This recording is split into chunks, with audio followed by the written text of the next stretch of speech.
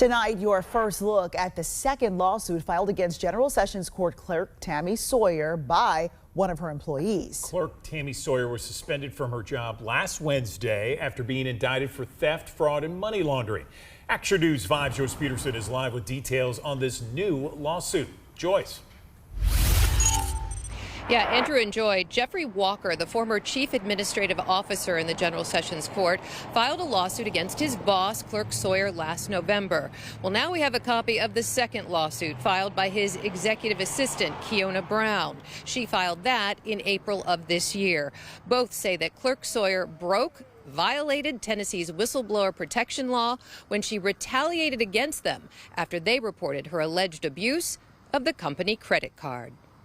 It's just a travesty of justice to not only my clients, but to the taxpayers that Tami Sawyer's acted this way.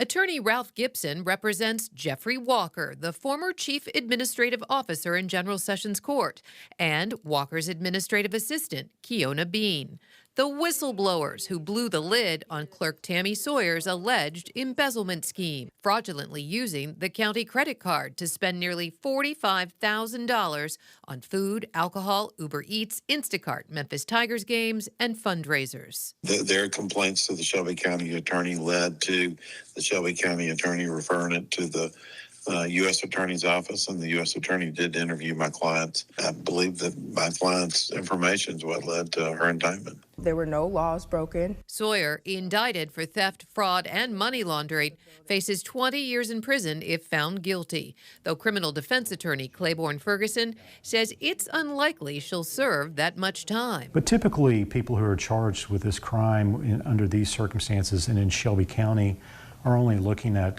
just a few years, usually 1 or 2, maybe 3 years. Walker, who now works for the U.S. Attorney General in Nashville, is suing Sawyer and Shelby County government for $1 million, saying she fired him for reporting her irregular spending to higher-ups. Kiona Bean's pay was cut by $29,000, eventually forcing her to quit. Their attorney says taxpayers will ultimately pay for Clerk Sawyer's behavior. Not only have they been cheated out of the money that Tami Sawyer used on the card, but now they're going to have to compensate 2 employees who were treated horribly.